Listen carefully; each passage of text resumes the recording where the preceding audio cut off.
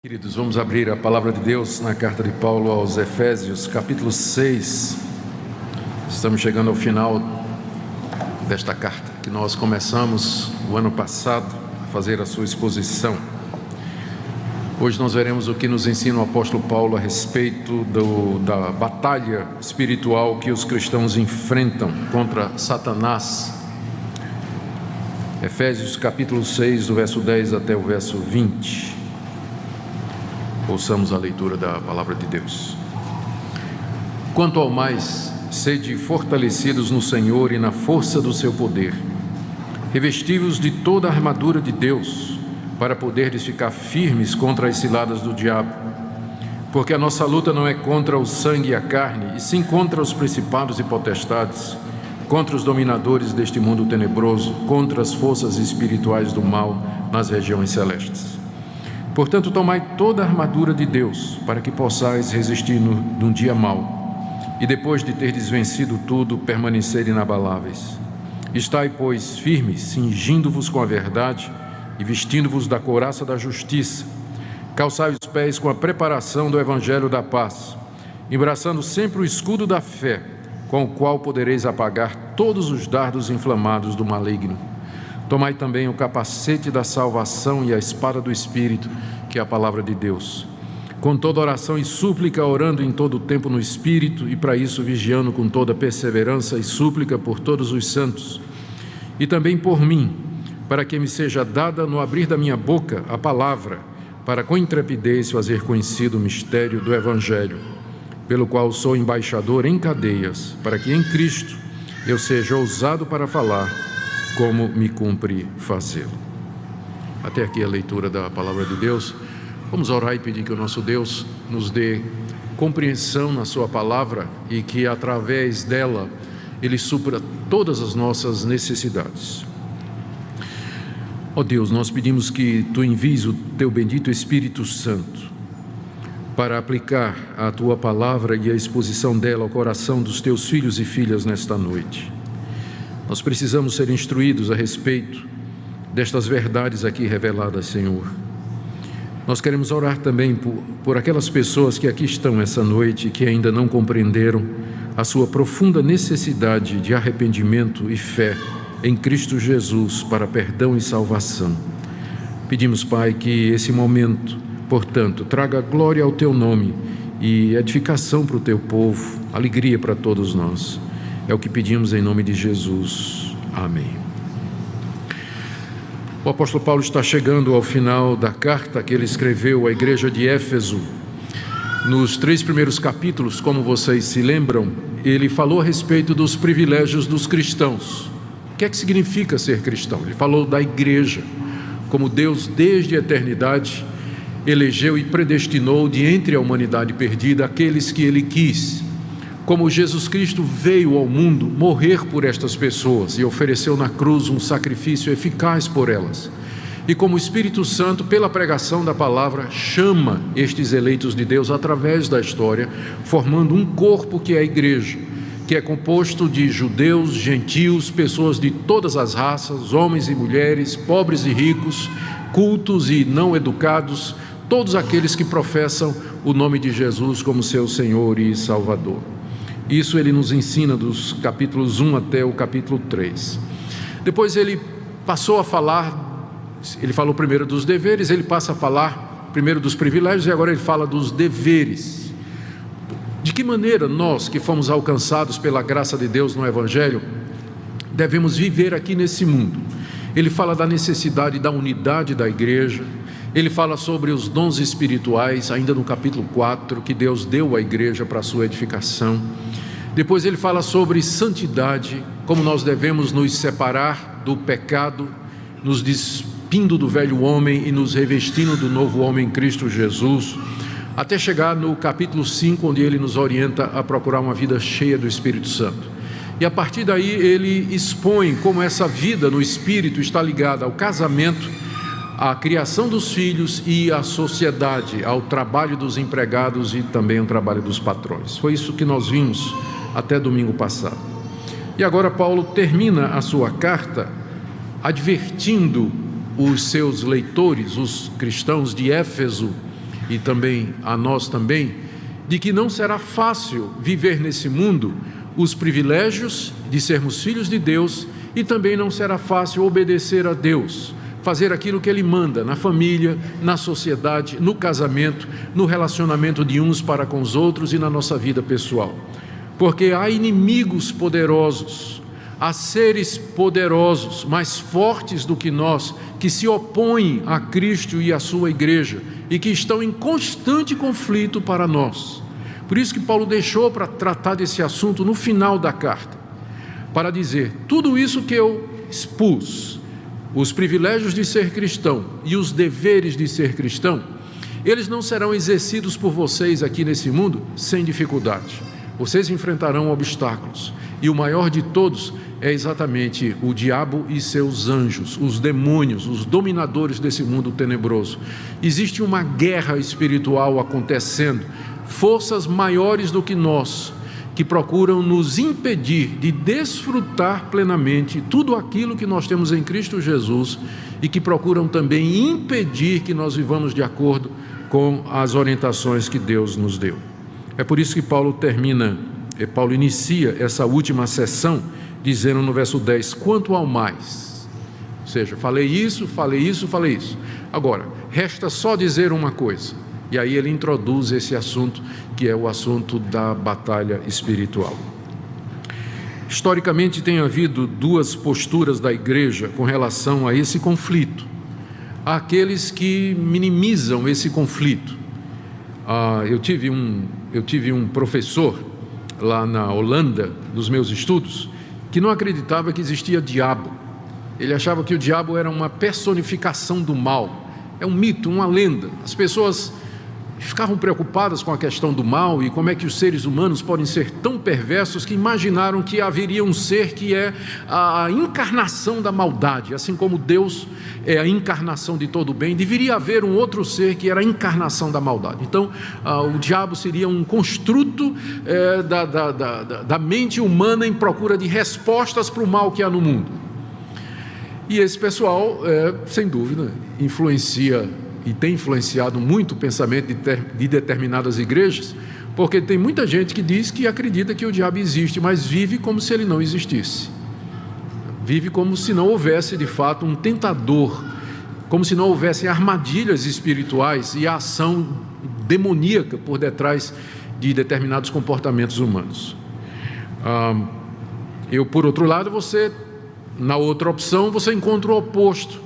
Pessoas que valorizam tanto a existência do diabo e a ação de Satanás, que se Deus tirasse o diabo do mundo, eles não saberiam o que fazer. Tem pastor que o ministério deles gira em torno do diabo. Se Deus levasse o diabo, eles iam perder o emprego, porque eles não sabem fazer outra coisa senão expulsar demônio, repreender demônio, amarrar demônio, quebrar maldição hereditária. Não sabe fazer mais nada. Então é um outro extremo também. Ambos os extremos são perigosos, tanto aquele que não reconhece a atuação desses seres espirituais na existência humana, como também o outro lado que supervaloriza esses poderes e atribui tudo que existe de ruim e de mal, tudo aquilo que não presta no mundo é atribuído então à ação desses seres. Eu penso que o apóstolo Paulo pode nos trazer a sobriedade aqui, quando nós estudarmos o que ele nos diz e entendermos em que é que consiste de fato essa batalha espiritual, essa luta. E eu quero então chamar a sua atenção para o que ele nos diz aqui nessa passagem ao final da carta aos Efésios. O meu objetivo é que Deus nos instrua para que nós estejamos prontos para esse conflito diário e interminável que irá até o dia da vinda do Senhor Jesus. A passagem começa com a ordem de Paulo para que os cristãos se fortaleçam na pessoa de Cristo e no seu poder. Verso 10. Quanto ao mais, sede fortalecidos no Senhor e na força do seu poder. Esse fortalecimento que Paulo deseja aqui é que nós nos apossemos ou sejamos fortalecidos com a mesma força que Cristo tem. Aqui na carta ele já havia mencionado este poder de Cristo.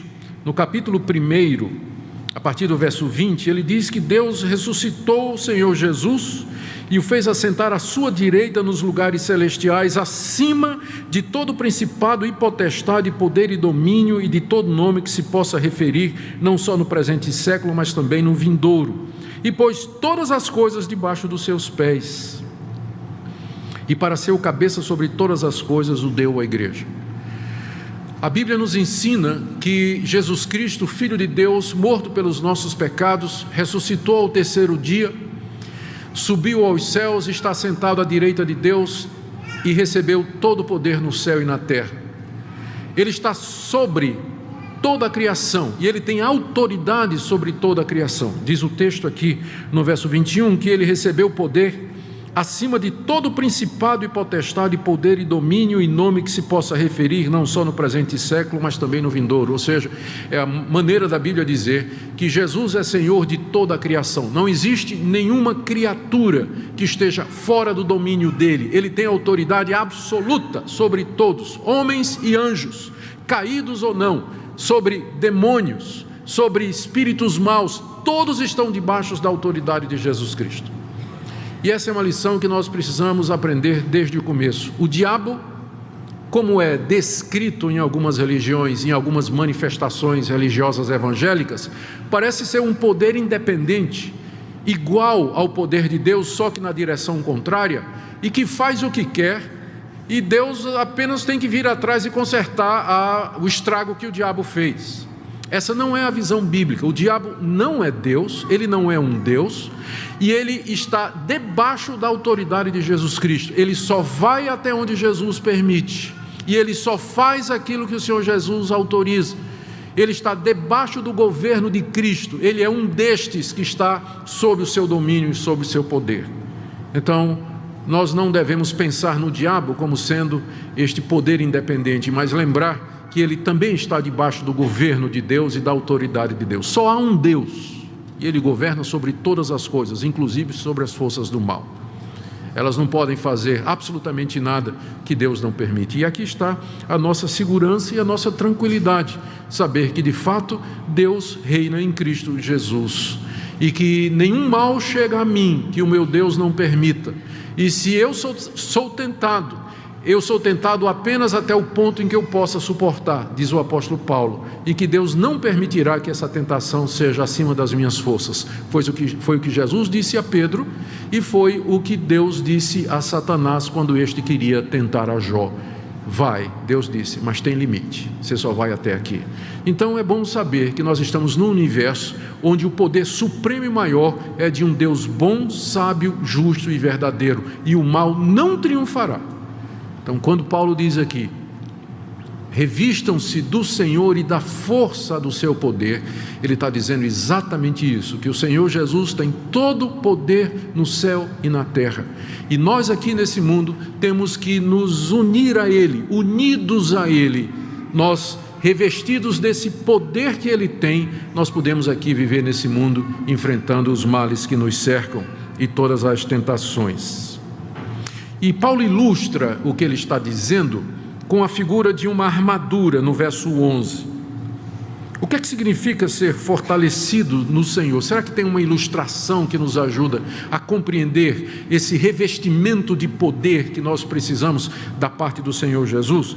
Paulo no verso 11 diz a mesma coisa, mas usando agora a figura de um soldado completamente armado. Ele diz: revesti-vos de toda a armadura de Deus. Paulo descreve aqui o cristão como um soldado na sua completa armadura e pronto para a guerra. A armadura representa Cristo e o seu poder, e nós nos revestimos da armadura. A armadura serve de proteção para o combate. Ela traz os diversos elementos que Paulo vai descrever a partir do verso 14. Mas a ideia aqui do cristão preparado para a batalha é tirada pelo apóstolo Paulo, provavelmente do livro de Isaías, onde Deus é descrito como um guerreiro completamente armado que sai para o combate. Ou talvez Paulo não precisava ir tão longe quanto o Antigo Testamento. Quando ele escreveu essa carta, ele estava preso em Roma. E como ele era um preso político e que ele havia conseguido prisão domiciliar, ele estava numa casa alugada. Então nós sabemos de outras fontes que os presos políticos que conseguiam morar numa própria casa enquanto aguardavam o julgamento do imperador, eles tinham um soldado da guarda pretoriana acorrentado a ele, para não fugir. Então Paulo provavelmente dormia com um guarda acorrentado de lado, quando ele escreveu isso aqui, não é? Um guarda da corte pretoriana, que era exatamente a guarda pessoal do imperador. Então Paulo não precisava nem ir para o Antigo Testamento. Ao lado dele havia a figura do soldado armado, que talvez inspirou isso que ele falou aqui. Ele podia tanto usar o Antigo Testamento quanto essa inspiração. Ao lado dele estava então a figura que bem ilustra o que ele está dizendo aqui. Ele concebe a vida cristã como uma guerra, e agora ele olha para o cristão e descreve o cristão como um soldado. Isso aqui é muito bom para nós termos cuidado em pensar que a igreja é um grande hospital onde que sua tarefa é cuidar dos feridos. Essa metáfora é muito difundida entre os evangélicos, não é? A igreja é um grande hospital e aí lá as pessoas vão lá para serem curadas das suas necessidades. É verdade, mas é curioso que nenhuma vez na Bíblia a metáfora do hospital é usada para descrever a igreja. Sabe quais são as metáforas prediletas no Novo Testamento para descrever a igreja? Um exército, armas, armadura, combate, guerra. Então, é claro, nós vamos à igreja porque nós queremos perdão, nós queremos cura, nós queremos reconciliação, nós queremos ser libertos da nossa culpa, do nosso mal, mas não para aí. Porque, na verdade, se você é de Cristo, você faz parte desse exército, você é um guerreiro, você está em combate, você está em conflito, há uma guerra acontecendo. E você precisa, para enfrentar essa guerra, se revestir da armadura de Deus, que é o poder do Cristo ressurreto. Revestivos de toda a armadura de Deus. Essa é a figura que Paulo usa para explicar a necessidade que nós temos de estar preparados para enfrentar essa guerra tremenda. Ele nos dá algumas causas em seguida para que nós tomemos a armadura de Deus ou nos revistamos do poder do Senhor Jesus. A primeira está no final do verso 11. Revestivos de toda a armadura de Deus para poderdes ficar firmes contra as ciladas do diabo. Aqui ele introduz o nosso inimigo, que ele chama de diabo. Diabo é o nome padrão do Novo Testamento para esse espírito caído, inimigo de Deus, perverso, que tem como objetivo destruir a obra de Deus aqui nesse mundo. A palavra diabo significa acusador e vem de uma raiz grega que significa jogar alguma coisa através. Então a acusação é isso mesmo, você joga palavras através, não é, da distância entre você e a pessoa, as palavras como uma espécie de arma que você lança e acusa a pessoa. Esse é o nome de Satanás, é aquele que fica lançando acusações contra o povo de Deus. Mais adiante Paulo vai se referir aos dardos inflamados do maligno, que diz a mesma coisa, não é? Que se refere exatamente a esta coisa. Esse é o nosso inimigo. Ele é chamado de o acusador. Note que o método dele é descrito aqui como ciladas. A palavra grega para cilada é a palavra de onde vem a nossa palavra método, a palavra grega metodeia, de onde vem método, que indica um arranjo sistemático, alguma coisa estabelecida. E uma cilada é exatamente isso, é uma concepção bem organizada e estruturada de como você vai apanhar o seu inimigo.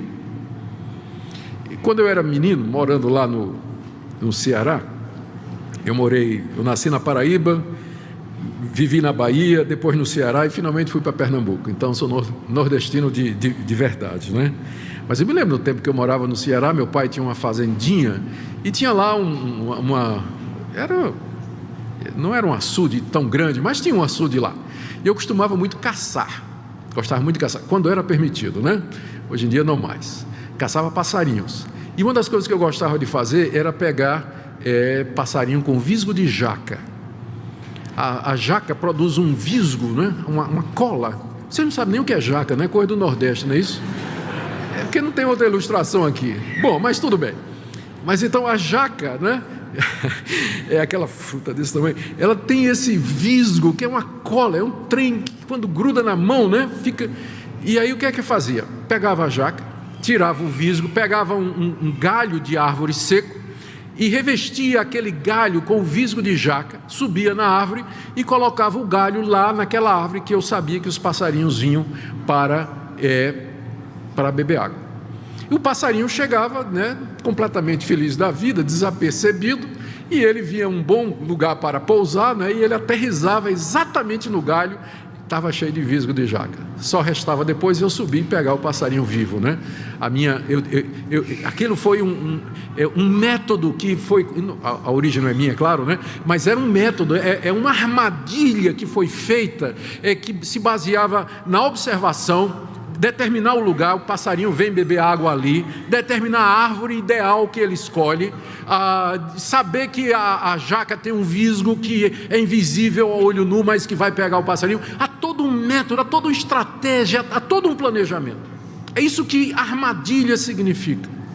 E ao dizer que nós temos que tomar a armadura de Deus para poder ficar firmes contra as ciladas, as armadilhas do diabo, o apóstolo Paulo está dizendo que esse inimigo nosso, ele é ardiloso, ele é inteligente, ele nos conhece, ele tem um método, e o alvo dele é nos pegar.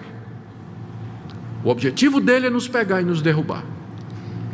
Por isso que ele diz aqui, nós temos que ficar firmes. Temos que ficar firmes. Na verdade, ele diz isso aqui 3 vezes. Verso 11, ficai firmes. Final do verso 13, permanecer inabalável, que é o mesmo verbo na língua grega. E no verso 14, no início, estai, pois, firmes.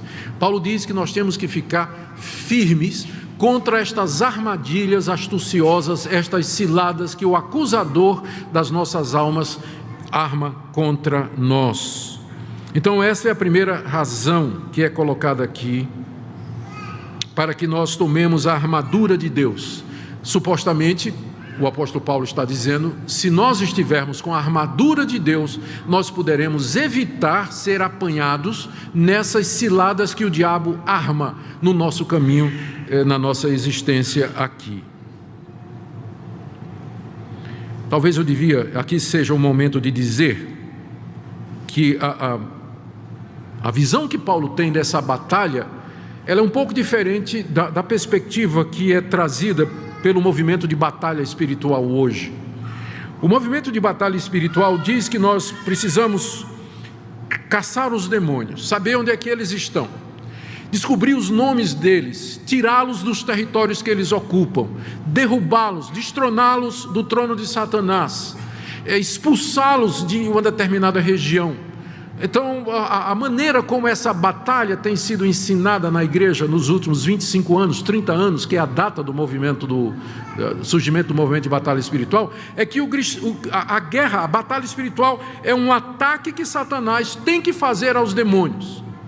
Só que eu não estou vendo isso aqui, o que eu estou vendo é o contrário, é o diabo vindo contra mim. A ordem é que eu fique firme.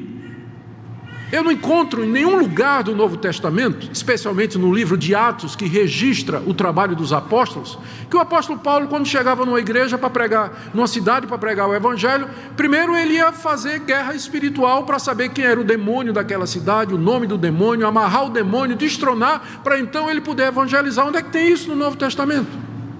Jesus nunca ensinou isso, os apóstolos nunca ensinaram, não está em lugar nenhum.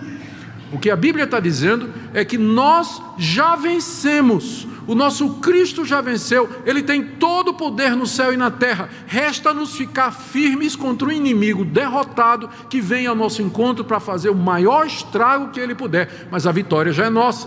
Então é uma batalha de resistência. É claro, se nós, à medida que nós pregamos o Evangelho e plantamos igrejas, se aparecerem pessoas possuídas de demônios ou com opressão espiritual, nós vamos mandar sair em nome de Jesus. Mas esse não é um ministério de libertação de demônios. Onde é que tem isso aqui no Novo Testamento? Quarta-feira venham para a igreja que nós vamos ter uma reunião para expelir demônio. Me encontra aqui os apóstolos marcando reunião de libertação de demônio, por favor, no Novo Testamento.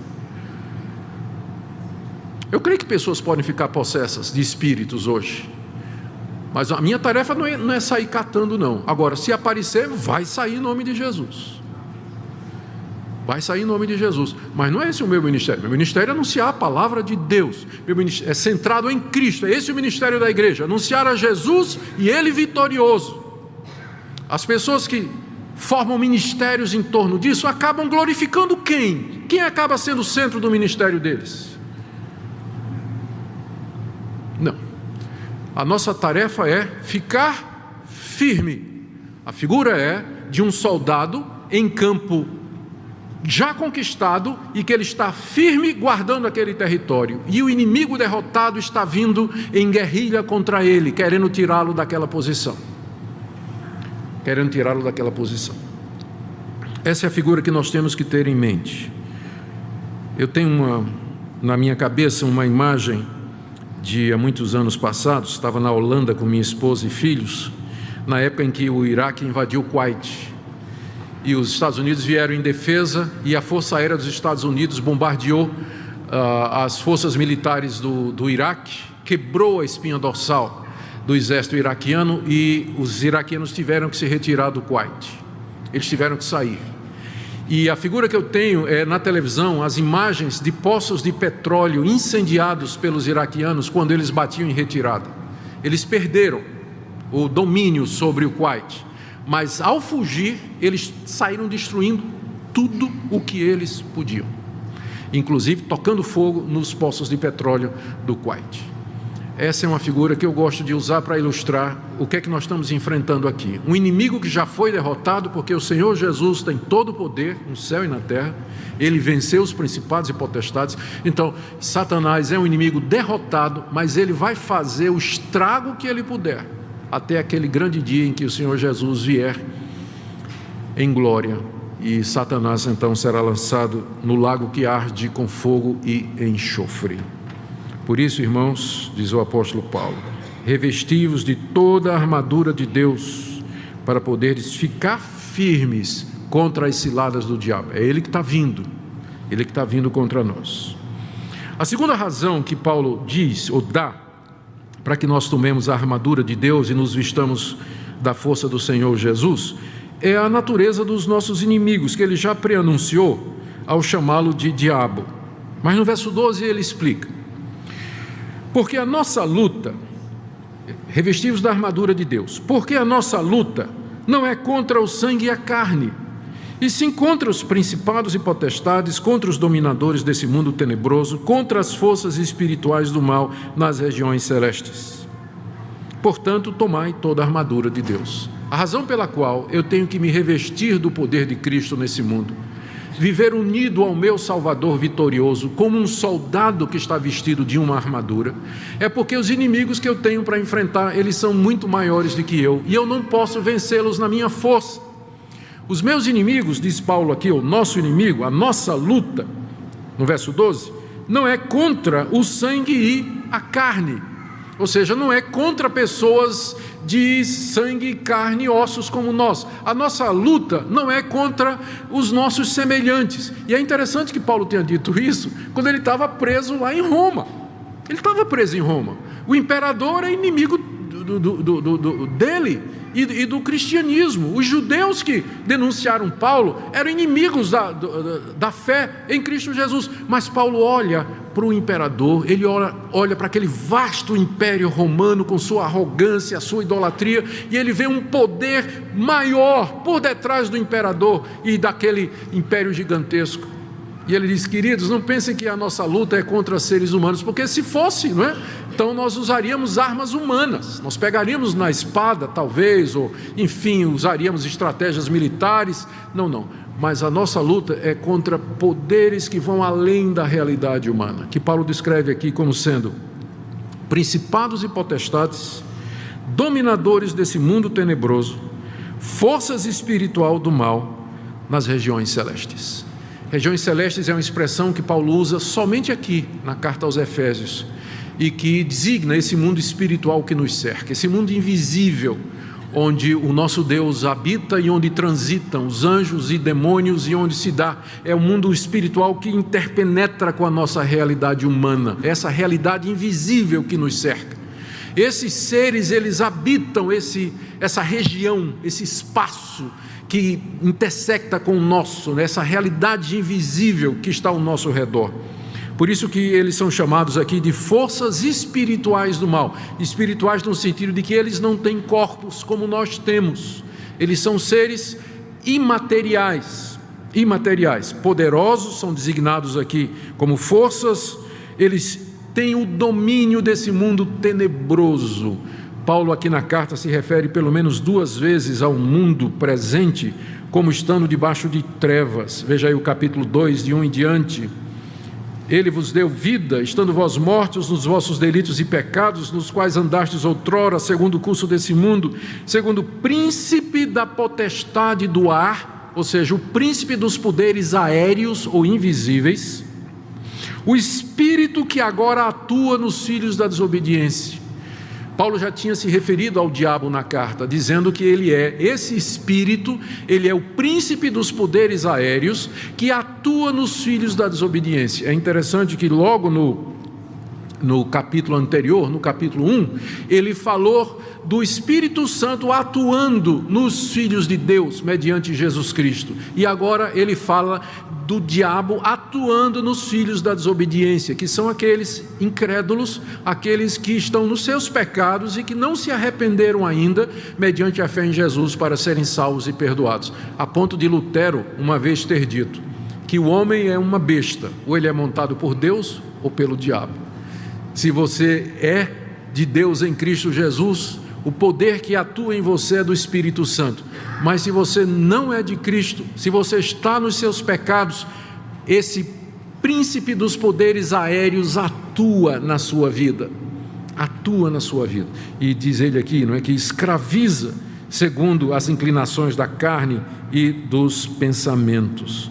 Mais adiante, no capítulo 4, o apóstolo Paulo diz que a gente não deve andar como andam os gentios, aqueles que não creem no Senhor Jesus, na vaidade dos seus pensamentos, obscurecidos do entendimento, alheios à vida de Deus, por causa da ignorância em que vivem, pela dureza do coração, e que se tornaram insensíveis e se entregaram à dissolução para cometer toda a sorte de impureza. Ou seja, essa humanidade sem Deus, a humanidade que virou as costas para Deus, cega, surda, que não quer ouvir a Deus, andando na teimosia do seu coração, esses poderes governam essas pessoas, atuam nestas pessoas, iludindo, aumentando ainda mais as trevas do coração delas, encaminhando-as para falsos deuses, provocando a idolatria, levando-as a uma vida dissoluta, até que finalmente essas pessoas serão levadas à condenação eterna, ao juízo de Deus no inferno,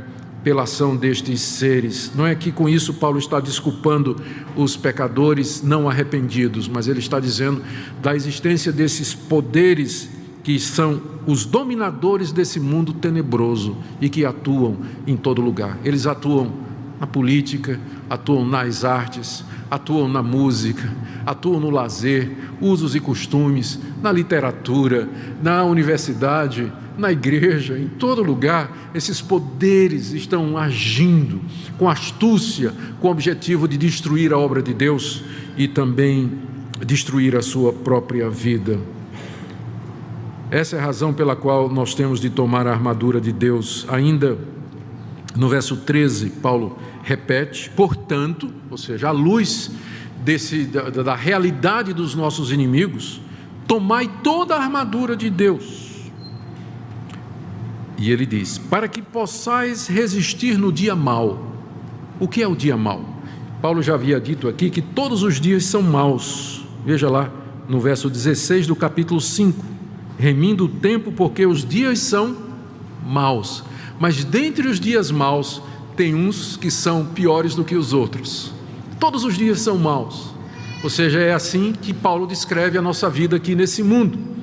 Dias são maus porque nós estamos nessa realidade marcada pelo pecado, onde o sofrimento existe, onde a incompreensão existe, a violência contra seres humanos, a falta de amor, enfim, tantas coisas, doença, dor e sofrimento. Os dias são maus e sempre serão maus, mas há dias que são piores do que outros. Paulo parece estar se referindo ao fato de que Satanás concentra os seus esforços nas pessoas em determinados períodos. Ou seja, nós sempre estamos sendo tentados de uma forma ou de outra, mas parece que tem dia que o diabo vem com toda a cavalaria. Você lembra de dias assim na sua vida? Que parece que ele resolveu marcar você. Quer dizer, talvez você já tenha uma presunção muito grande você pensar que o diabo veio pessoalmente tentar você. Ele deve estar tentando John Piper, John MacArthur, esse pessoal.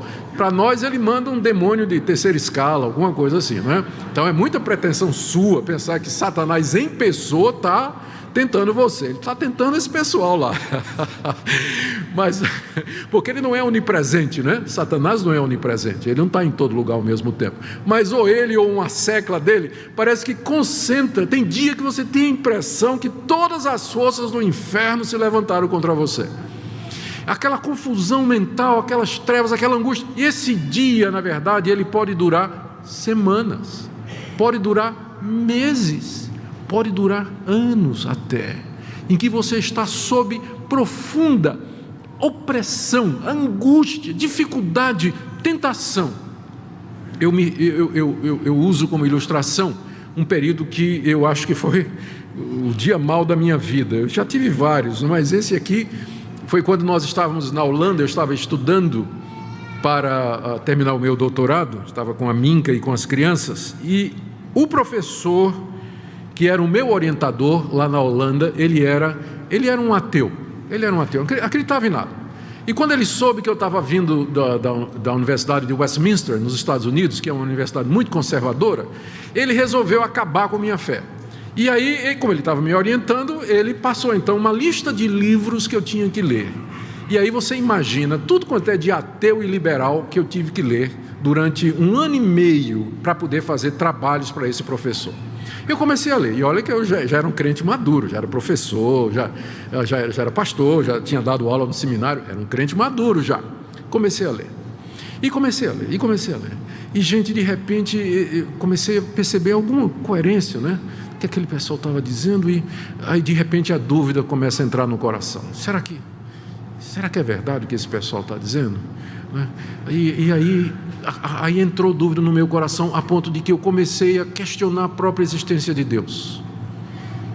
E aquilo me paralisou. Quando eu me ajoelhava para orar, eu não conseguia orar. Não conseguia orar porque eu não tinha certeza de que tinha gente do outro lado me escutando. E durante 1 mês e meio, esse foi o dia mau, foi o pior dia mau que eu passei. Eu só fazia soluçar. Eu não conseguia falar com Deus. E aquela opressão, aquela angústia, a dúvida entrou no meu coração e me questionava, e eu não sabia de nada. Escapei por isso aqui de ser ateu, por isso aqui.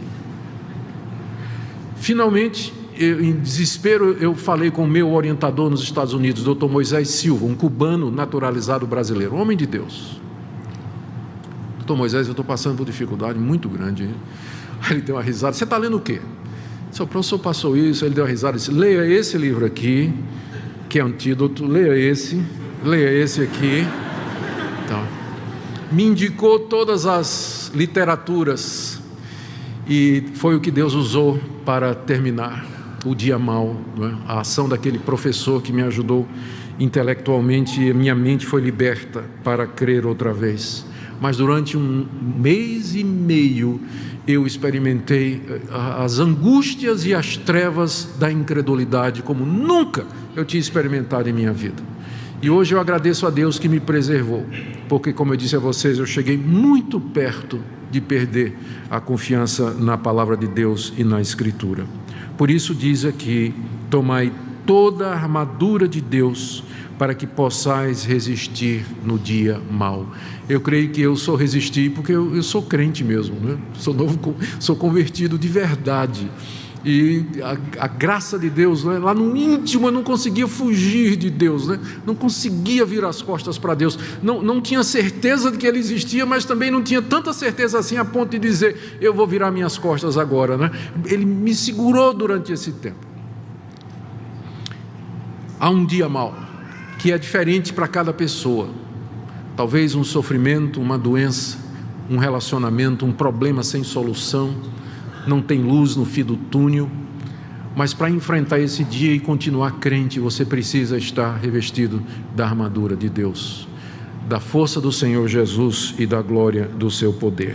A última razão que ele coloca aqui para que nós tomemos a armadura de Deus, está no final do verso 13. Para depois de termos vencido tudo, permanecer inabaláveis. O alvo de Deus é que nós fiquemos inabaláveis aqui nesse mundo.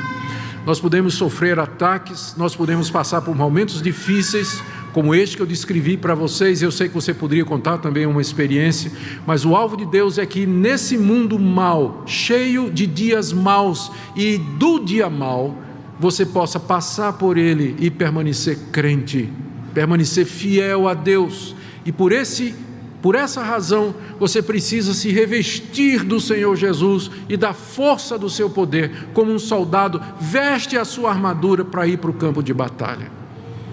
A gente vê com tristeza cristãos completamente descuidados, que começam o seu dia ou vão para a batalha do dia a dia sem buscar a Deus, sem oração, sem comunhão com Deus, sem meditação na palavra de Deus, não tomam nenhuma atitude. Não é à toa que eles são laçados, não é à toa que são derrubados em problemas morais, em angústias, em erros e tropeços, e às vezes seguem heresias perniciosas, porque são descuidados na sua vida espiritual. A Bíblia é muito clara: você não pode ir contra esses poderes, e você precisa do Senhor Jesus, está revestido dele, senão você é uma vítima fácil, mais uma, que vai cair por causa da ação do diabo.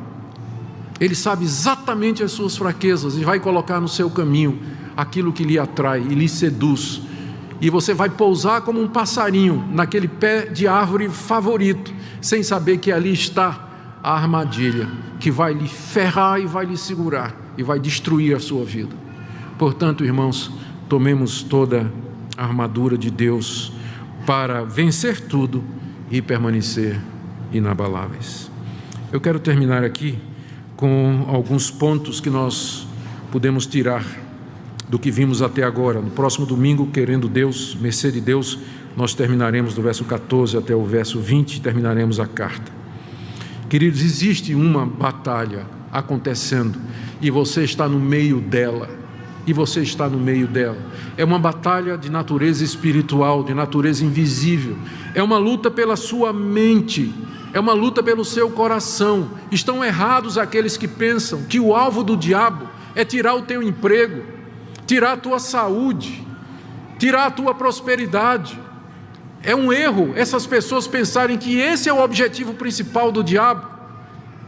Quem disse, eu te darei todos os reinos desse mundo, não foi Deus, foi Satanás. Se ele quiser, ele pode lhe dar prosperidade, fazer você rico e feliz da vida, desde que ele ganhe a sua alma, desde que ele encaminhe você no erro, desde que ele afaste você de Deus mais e mais. Então é um erro a gente pensar que batalha espiritual é uma luta para você se libertar da pobreza, da doença, dos males temporais que afligem os seres humanos aqui. Estou dizendo que Deus não nos livra destas coisas, mas estou dizendo que é um erro você pensar que o alvo do diabo é esse.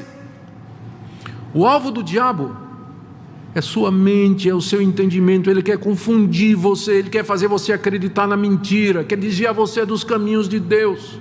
O alvo do diabo é fazer você tropeçar moralmente, você ser infiel com sua mulher, com seu marido, ser desonesto, ser mentiroso. É isso que o diabo quer fazer, ele é o pai da mentira. E se ele fizer isso, ele vai afastar você de Deus e vai destruir a sua vida. Então existe esse conflito, e nós não podemos nos esquecer dele. Mas outra coisa que nós podemos aprender aqui é que a vitória já foi ganha. O Senhor Jesus já triunfou sobre os principados e potestades, e Ele tem todo o poder no céu e na terra. E Deus nos chama, e chama você nessa noite, a que você se revista de Cristo, para que você possa enfrentar essa realidade aqui nos dias maus. Só há uma maneira de você vencer estes poderes, é que você seja de Cristo Jesus, que você seja convertido, que você de fato nasceu de novo, que você se arrependeu dos seus pecados, que o Espírito Santo mora em você e Cristo é o seu Senhor e Salvador, senão você está à mercê desses poderes. E ele vai iludir você e vai enganar você. E depois da sua morte você vai para onde ele irá. A Bíblia descreve como sendo o lago de fogo e enxofre, onde seu tormento nunca cessa e que foi preparado para o diabo e seus anjos. Ele sabe que ele está indo, mas ele quer levar o maior número possível de pessoas com ele. Só tem uma maneira de você vencer esses poderes, é você se submeter ao Senhor Jesus, renunciar aos seus pecados e dizer: Senhor, eu creio em Ti como meu Senhor e Salvador, e eu quero viver para a Tua glória, e diariamente tomar esse poder de Cristo na sua vida como um soldado veste uma armadura, se preparando para a batalha. De outra forma, você não tem como enfrentar esses poderes. Se você está aqui essa noite e ainda não tem certeza disso, de que você pertence a Jesus, eu quero lhe convidar que nessa noite seja a noite em que você diga: sim, Senhor, eu quero crer. Nessa noite eu quero entregar a minha vida àquele que venceu. Essa noite eu renuncio a mim mesmo, aos meus pecados, e eu confio no Senhor Jesus como meu Senhor e Salvador. Você pode fazer isso diretamente para com Deus, dirigir-se a Deus em oração. A palavra de Deus nos diz que Ele não rejeita o coração quebrantado e que Ele escuta a oração daquele que está humilde aos seus pés. Talvez você seja crente, está aqui essa noite, mas caiu.